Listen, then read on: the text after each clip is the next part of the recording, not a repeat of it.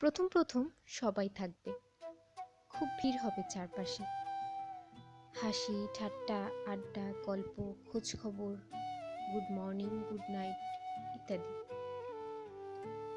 সারাদিন কথা হবে, দুর্বলতা শোনা হবে, উইকেন্ডে দেখা হবে, ঝিমঝিমে নেশা হবে। তারপর আস্তে আস্তে যখন সবটুকু জানা হয়ে যাবে, নতুন কোনো গল্প শোনার থাকবে না, বলার থাকবে না, কোথাও আর একটু রহস্য থাকবে না। তখন আস্তে আস্তে নিত্যে শুরু করবে যোগাযোগের ঝাড়বাতি। আর কথা হবে না, গল্প হবে না, no good morning, no good night. মাস কেটে যাবে, তারপর বছর। চ্যাটবক্সে তাদের নামের পাশের ওই সবুজ আলোটা আগের মতোই জ্বলবে আর নিভবে। আমরা দেখব, তবুও আগের মতন সেই জ্বলা আর নেবার মাঝের সময়টার শরিক হতে যাব না।